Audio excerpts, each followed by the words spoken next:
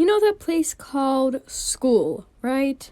The place where you find used gum under every single desk, and where you draw on every single one of your tests, and where you were the coolest kid ever if you had these nostalgic light-up sketchers. Well, you know school, so let me share some of my stories about it.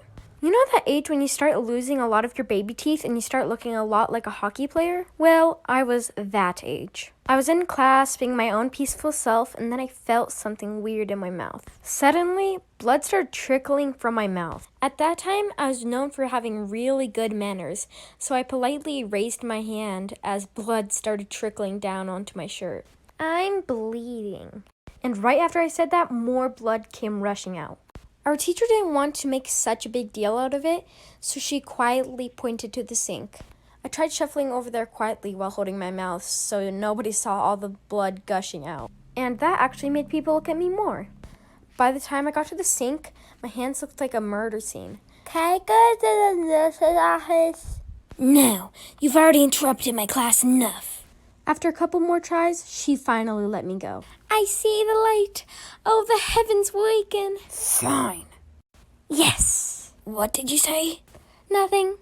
So I got to the nurse's office and she pulled out the tooth, gave me a tooth necklace to put my tooth in, and when I got back to class, I showed all my friends my new gap and my new necklace. Bing bada boom. When I look back on this one, I realize how cringe it is.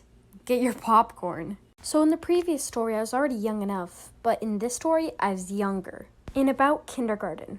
So I was eating lunch alone because I have, no friends. And suddenly, music started blasting out of the school speakers. And then a circle started forming in the middle of the cafeteria. I looked around and went to stand with some person I knew. What's even going on? Some dance battle. Scooble, Scooble, Scooble. You should do it. I don't dance, though. You don't have to be good at dancing. Look at that kid over there. What's that guy doing? I don't know, Becky. They're just kind of standing there. But that's beside the point. I just know that you'll be better than him out there. Fine, but don't make fun of me. Shoo. Bro, Scuba's up there. This girl be hitting push-ups like there's no tomorrow. But for real. This one's the last one, and it's a bit on the shorter side, but here we go. So there's this assembly that I had to go to, and basically you get paid for your grades in it. You get given stuff if you have a high enough grade.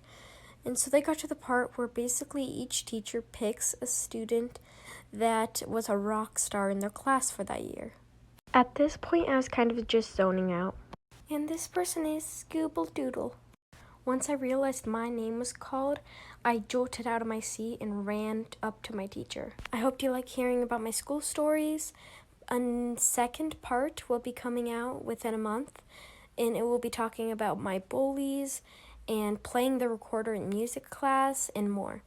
So stay tuned for that, and let's go to the end credits.